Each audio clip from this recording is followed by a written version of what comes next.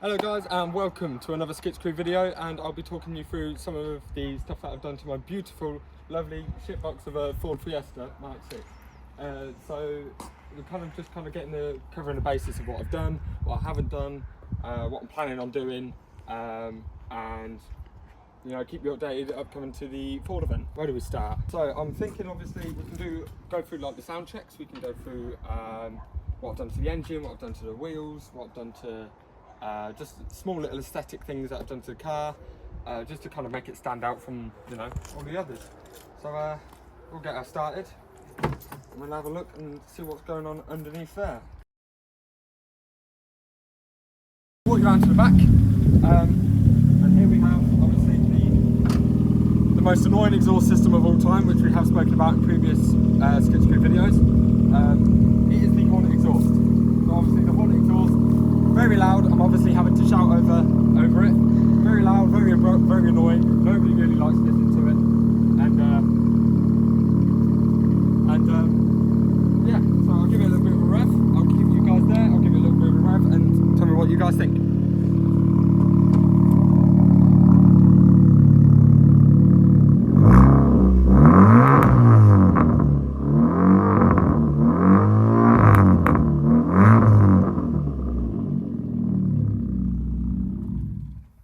There we go. So that's our lovely little Hornet exhaust. So I'll walk you through some of the stickers, the meanings behind them, and other stuff like that. So I'll start off with obviously the Insta. That's the Insta there. If you want to go and follow it, please go and give it a follow. Then we've got obviously these ones. These were my first stickers that I put on the car. That's why they're faded. They're faded basically to white now at this point. But yeah, so obviously Monster is my favourite drink of all time. I love Monster. I don't think I could ever go a day without it. I'm a bit, addicted to it if you ask me. So, and obviously DC shoes and obviously these stickers, rest in peace Ken Block. We love you, we miss you. That's why they were put on there. That's the reason why I got them on there. It's to kind of resemble that I followed him. I liked the stuff that he did. I liked all the work that he done and all that kind of stuff. Obviously Skitz Crew is us. So follow our Insta, go and subscribe to us on our YouTube. That would help us out massively. This is one of the most terrible jobs I've ever done of a wiper debung. So the glue that they provided to me dried too quickly. So as I was trying to seal it off and try and clean it out nicely, it just dried and it wouldn't come off. I've tried taking a razor blade to it, I've tried taking everything to it and it just won't come off. It's like windscreen glue. Obviously another Monster sticker here. Phoebe was the second sticker I put on this car. It's cracked, it's all started to come apart, and that's just the previous owner of the vehicle had already named the vehicle. Because obviously I kind of like naming vehicles and stuff like that. It gives them a bit of a personality, gives them a bit of a a persona, I suppose.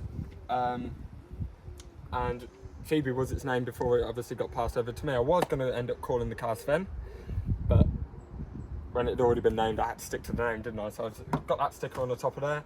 This little lip spoiler, if you look very closely, is black. It's not the dark blue of the car. I stole that from another Mark 6 facelift. And because obviously I didn't like the flat finish on the back, so I stole that and glued it on, because that's what you do. Tyre streets, I got a Ford Fair, I got a t-shirt upstairs as well. I threw 2 out of 3 bean bags into a tyre, and they give me a sticker and a t-shirt. That sticker, my other half stuck it on there. She went to Tenerife, she was very proud about the fact that she went to Tenerife. Same as a Turtle Beach.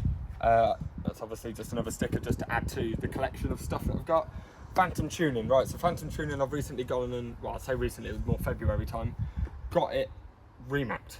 So after I've done obviously what I've done underneath the bonnet, which I'll show you guys in a bit, I got all of that stuff done. I got the catback exhaust on and I was just like, right, I think it's about time for a remap, get the engine working and get it flowing the way it should do to correspond with the upgrades and stuff. So I took it there, I got an extra 9 brake horsepower out of it for £300. Don't recommend. It's not just phantom tuning, a lot of places do it. It's a 1.4 naturally aspirated, you're not going to get a lot out of it. But it's faster than what it used to be. That I picked up at Santa Pod. We've recently been there, what was it, June? So yeah, I think it was about June time. We picked that up at the, what festival was it? Jap Show. Was it Jap Show? Yeah. So we picked this up at the Jap Show, and obviously as you can tell, if you read that upside down, there's a problem. That means that my car being upside down is a problem. I got the low and slow sticker because I'd lowered the car and I felt like it had been lowered way too far, even though it hasn't. It needs to be lowered more. But yeah, because it's low and slow, it's a bit self-explanatory. That will be changed soon. So next year I'm looking to go to Nürburgring. I'm going to obviously see how many of the Skitz crew want to come with us. And, you know, come along and do the, you know, go around the track a couple of times, you know, get a bit of footage, get a bit of commentary going. It's like a massive car show. If you've never heard of Nürburgring, what cave are you living in? But other than that, that's basically self-explanatory, same as Powerflex, that's self-explanatory. Got that sticker at my first ever Ford fair. It's been on there ever since. It's not faded, it's only just started to peel off, but that's due to pressure washing. But yeah, that stayed on there, it stayed absolutely beautiful. Same as that side, I've got that sticker again, and the Monster, the PHEOBE Fez and Ram Air. That was my first ever air filter I put in the car. I don't have a Ram in there anymore because it fell off. I've also got, you know, the common, you know, bird shit, as you do. Nice. Another Monster Energy sticker there. This mirror is not the standard mirror that was originally on the car. The last one got smacked off by a cyclist. And so the previous owner replaced it, and then it needed replacing again because the metal nipple on the inside that you use to adjust the mirror broke. So I couldn't do anything with that. So now we're coming around to the front bit, aesthetic wise. I've obviously got myself 3D plates. Do apologise for the dirt on the car. I have not really had time to clean it. I've just been working a lot lately. But yeah, so I will give it a clean before she turns up at Ford Fair in a couple of months. But yeah, 3D plates. The front bumper is obviously from an ST. Obviously one side is lacquered, one side isn't. The yellow rings I've done myself. They've got lacquer on them, you know, they polish up really nicely, they look really smart, especially when I turn the lights on because they've got, you know, yellow LEDs and stuff like that in there as well. But I picked that up for no more than about 100 quid, plainly because the old bumper, I ran over a breeze block in it and it had scuffed all underneath and you could see it, it was terrible. So I picked this one up, plainly because I had the thought in my mind of doing like a slight ST conversion, but without making it an ST. And to be, in all fairness, now that I've got a little bit of a secret for you, I've got another part going on it, I might as well just keep that blue, try and get as many panels as I can blue without having to go onto Gov and change the change everything. The wheels I've recently picked up from my good mate Charlie. He provided me with my last gold, I had gold Escort wheels before that. He doesn't like multi-piece rims, so I've decided to go and grab these 17 inches. They've got Toro Proxys on them, they're running absolutely beautiful, they've got a low profile, yes they're a bit scuffed here and there, but for the age of them, I couldn't pick up any more that's any better, to be brutally honest. Obviously we know about the fact that the multi-piece rims, they do need rebuilding after a certain amount of years. These ones have just freshly been rebuilt, that's why all of these are sparkly new. So I'm not looking at getting them rebuilt at any time soon. Behind that we've got some Brembo discs and pads, and then underneath there we've got some low speed shock absorbers and springs as well. Both of them being obviously lowering springs and gas shock absorbers. But other than that, from the exterior, oh, and my little aerial, don't forget about my little aerial. Absolutely love that thing. I picked that thing up for 20 quid. What a bloody rip off that was. And obviously my sun strip, courtesy of Halfords. But yeah, so that's basically the walkthrough of my motor. We shall now move into the bonnet and I will talk you through everything through there.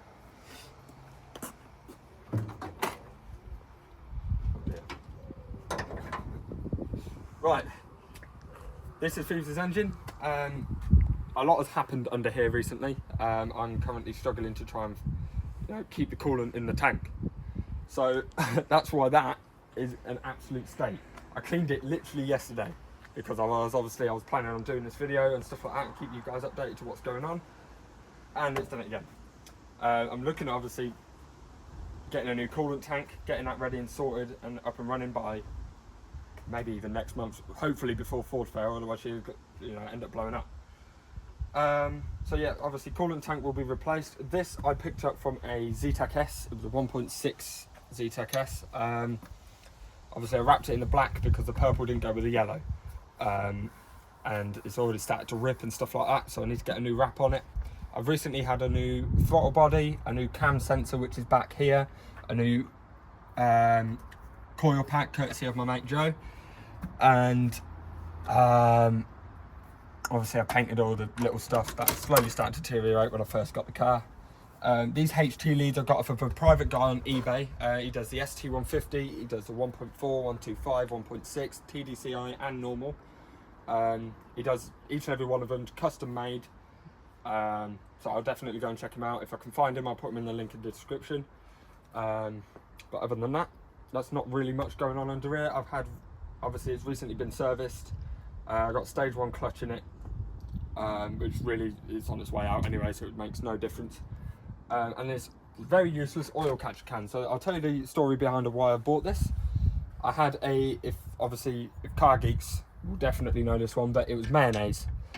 Is what it's referred to, which is actually where oil and water mix together, they would create a white substance, and it kills engines very quickly. And it turns out it was due to this little hose down here, which has been replaced and it's still not working correctly.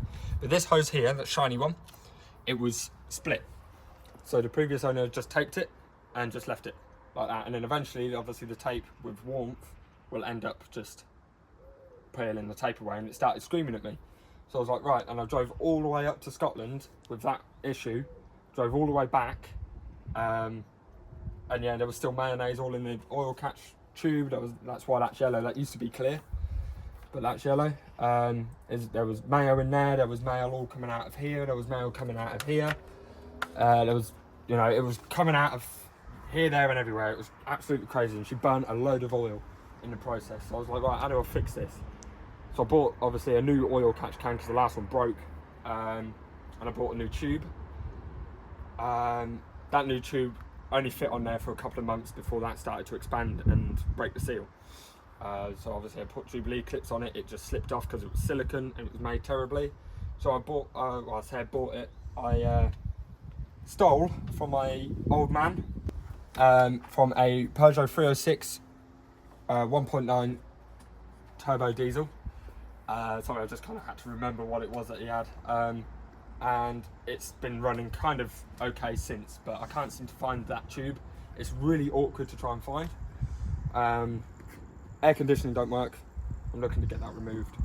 But other than that, it just seems to be, you know, it's running okay at the minute. It's not really got any like massive problems like brake failure, handbrake failure. She's been quite reliable for the past 4 years I've owned her.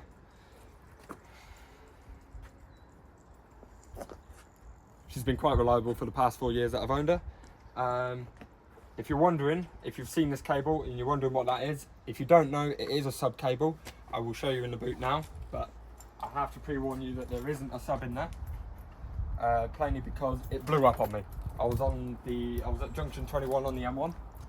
I was driving down there and I see a big plume of smoke coming out the back of my car, and then it just exploded. And the only thing that I've got left of it is this panel here. That's it. The rest of it just blew up, and that's why there's loads of wood shards and stuff. But don't worry, because on the next video I will be stripping all of this out. So all of this will be coming out. It will just be all cables. I want to rerun them cables properly. I've got a fancy little flame kit going on after my sport cat, so I want to get all that wired in and getting ready to go. I'll obviously talk you around the boot. I've recently got a new parcel shelf because the last one was knackered. It is second hand, this one. That's why there's like little like rips and tears and stuff like that. But it was these hooks that I was after. So these hooks, if you take them off of the original one, they don't go back on.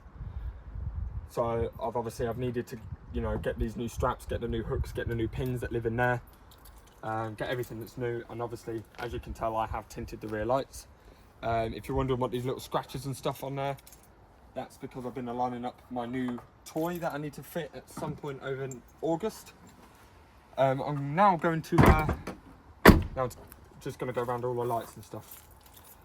So let's go and do that.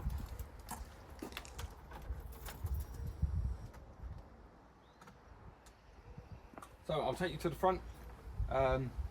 back round to the front again. So I've obviously got some custom lights fitted. So I've got the orange LEDs in the top, your typical Volkswagen kind of GTI kind of vibe going on over here.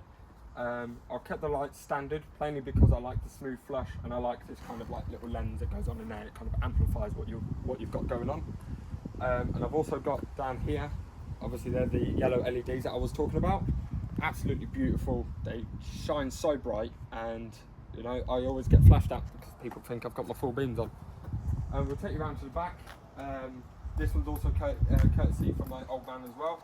He used to have purple LEDs in his old Peugeot 306, but I've decided to pinch them, and they are now, if you just look under there, they're now part of my number plate. They're more pink than purple, but you know, it gives it that little bit of an extra feature. I have unfortunately wired up